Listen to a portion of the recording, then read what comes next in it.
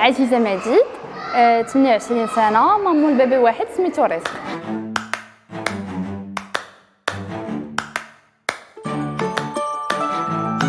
واحد الدرس في الحياة كبير اللي تعلمك بزاف ديال الحوايج اخرين. اول حاجة كتعلمها هي الصبر. كتولي انت مسؤولة واحد الحاجة اللي ما يمكنش لك تخلي عليها ديالتك، انت اللي مسؤولة عليها وانت اللي تحملي مسؤوليه ديال اي حاجه طرات في هذاك لو بيبي. يعني خصك تعلمي الصبر ديال انك تكوني واحد، ما نقولش ام مثاليه حيت ما كايناش ام مثاليه، ولكن تكوني كتوازني، كتعلمي في حياتك توازني بين الادوار في حياتك، بين الخدمه، بين الوليدات، بين الدار، بين بزاف ديال الحوايج.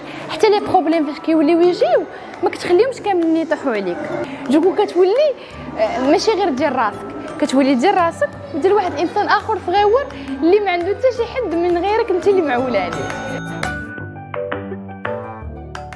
انا اختاريت دلع حيت عندي معاه واحد ليكسبيريونس سبيسيال. ولات في لوبيتال وعطاوني لو بيبي. فاش عطاوني لو بيبي عطاوني الحليب درت الحليب هكا، ما كنتش عارفه كيفاش نخلطو، المهم كنخلطو وكنعطيه. كنتسنى الصباح يجي الصباح باش تجي ماما باش توريني كيفاش نعطيه لو سان، حيت انا ما عارفاش. في الصباح شكون اللي جا الاول قبل ما يجي ماما مع 8؟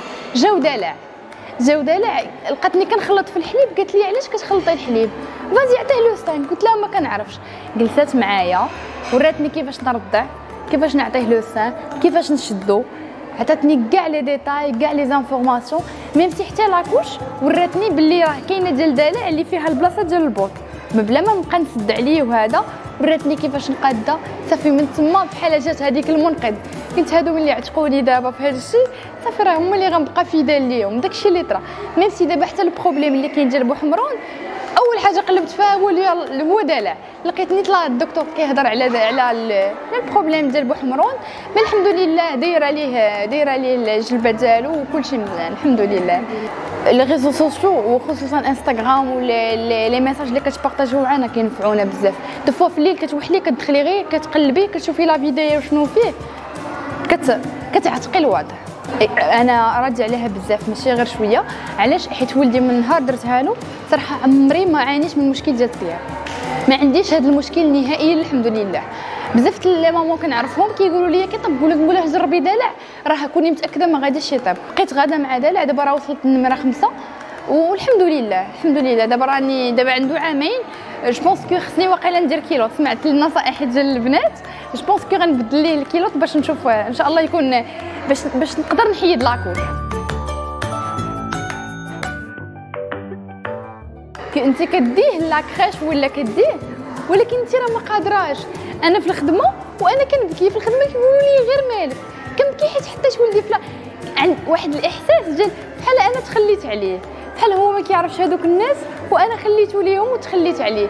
كذا هو الاحساس اللي كيجيك. هو راه نورمال، راه غيمشي، راه غيقرا، راه غيعيش، ولكن انت كتبقاي تحسبي هذاك الولد راه ديالك. الام المغربيه كتبقى ام مغربيه حتى كيدفنوها وليداتها، ميم سونتيمون داكشي اللي كتعيشو فاش يلاه كيتزاد كيبقى غادي معاها وما هو غادي وكيزيد وكيكبر. والام المغربيه انا متاكده انها ما كاينش بحالها شي ام في العالم، حيت هي الوحيده اللي كتبغيك تكون حسن من راسها، تعطيك داكشي اللي هي محتاجه. كاينين بزاف الامهات كيسمحوا في راسهم، ما تيشريوش لراسهم، ما تيشريوش لراسهم الحوايج، يشريو لوليداتهم شي حاجه اللي غتكبرها في راسها ولكن ما تكبرهاش في وليداتها.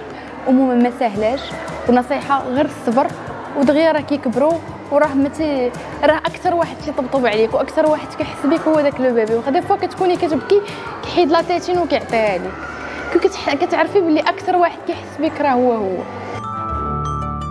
حنان أمي ونعومة دلع.